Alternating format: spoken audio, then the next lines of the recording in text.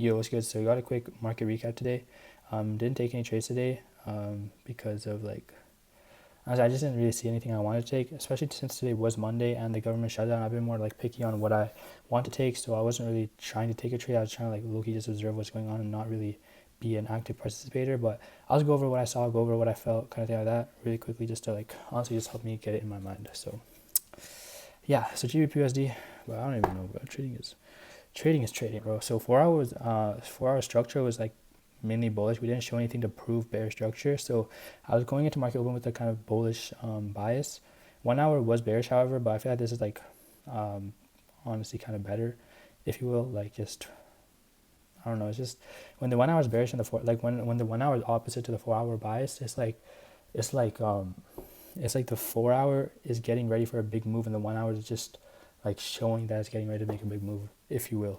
But I don't know if that makes sense for the other people. But anyways, so on the 30-minute, I was looking for the London lows to get taken, with the London highs being my target. Also, we did have this new week opening gap that was kind of like another confluence. Really wanted to get that filled in. So we did end up filling it up. But I just, okay, wait, why does that sound weird? But it's like we did end up filling it, but it's just like I didn't really find an ideal entry point. So yeah, market opens. We're looking like pretty promising to take out the London low. Ideally, I want to at least see Euro USD or DXY even take out their corresponding highs or lows, but none of them hit them. GBPUSD was the closest one, but we never end up even coming into the London low. Even if we just came in, I would be willing to take something, but we never even like showed a proper retracement into here. So I didn't take anything on this. You know, we continued higher and higher, and that kind of made me feel a bit of FOMO, just feeling like yo, I kind of missed the move. I kind of missed the trade because I didn't find a proper entry. But it's just like I'd rather just take a higher quality setup, a quality setup that I know that wins, a quality setup like that I'm confident in, rather than just taking some random break of structure, because like there was no like context with this break of structure. You know, we didn't take out anything. It was just taking out this from from 5 a.m. not even NY session open. So you know, if this happened a bit more closer to the New York session open time, I might have considered taking something, but don't really want to take anything. Maybe, you know, we inverse this gap, retrace, maybe to enter something long off of that. But honestly, I wasn't really trying to stretch it like that. If the setup is clear, then it's clear, and if it's not clear, then it's not clear. So that's kind of what my mindset was with this. Just wanted to like see for an absolute reason to take a trade, not for me to like make reasons to take a trade. Euro USD was mainly used as confluence because the 4 hour was bearish going into market open, I believe. Closed in below this low, so we confirmed bearish structure. So I was ideally in a bearish mindset. So I wanted to see the London highs get taken. We did end up getting the London highs taken, but that was like way later into market open. I think it was around, oh yeah, so it was like around 9 a.m. So, you know, I'm not trying to trade like 3 hours into NY open. I feel like that's, especially with Forex, because Forex is slow. So I feel like trading like an hour into NY open is looking not the best move. So just wanted to like sit out. I'm not really taking anything, and it's good that I didn't, because bro, like literally after you could literally see this going up and down, up and down. Like, so mainly USD was just used as what the fuck, yo, what the fuck was that? But I was mainly focused on I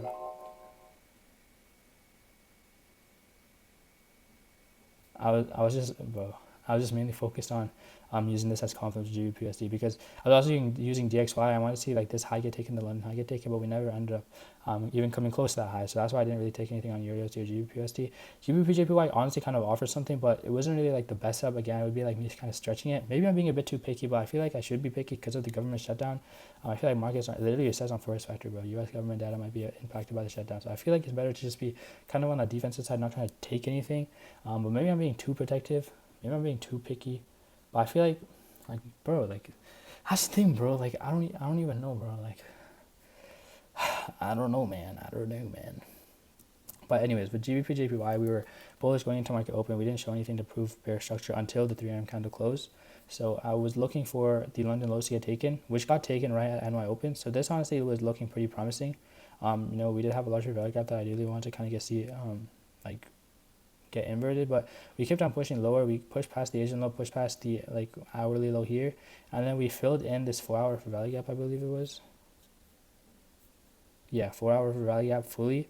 However, like based on like kind of my trading rules, I only consider it like valid if we get a proper reaction within like 20 like pips, right?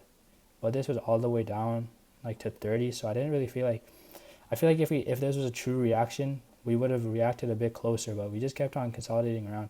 And now that I think about it, maybe it was just a reaction off the 4 hour closure, like 4 hour value gap getting fully filled in. So maybe I should have considered something like that. If it were to happen, like, I was watching it still, inverse for value gap, retrace into 1 minute equilibrium, as you can, bro, this thing, why does it show every like 10 seconds? But we retrace into 1 minute equilibrium, boom, enter off the 1 minute breaker structure, something like that. Honestly, not like the worst trade, but I feel like it's just like not really like the best setup to take maybe. It did end up playing out really nicely, but is it really a high quality setup that I know, that I trust? Like, not really. Like, I have an idea of what like a high quality setup looks like. I have an idea of like what those setups I should be executing on, but I feel like this is not really the best because we just kept on pushing lower and lower. I mean, like, you could say that we filled in the 4 hour value gap fully and maybe that was the reaction off of it, but like at the same time we literally inverse that gap as well that we would be using for confluence. So I really like don't feel like that's like the best trade to take, so that's kind of when I sat out on all three pairs. Now I look about it, I feel a bit bummed out. Like, there were some, like, the bias did end up getting played out, but it's just like, are those really the high quality steps I want to take? Not really, right? So maybe I'm just being picky. Maybe I'm just being like making a mistake right now, but I don't know. I don't know, man. I don't know. I don't know, man. I don't know. Okay. I'll see you tomorrow for another probably market recap. I don't know. I haven't taken a trade in a minute now. It's been a whole week, so yeah.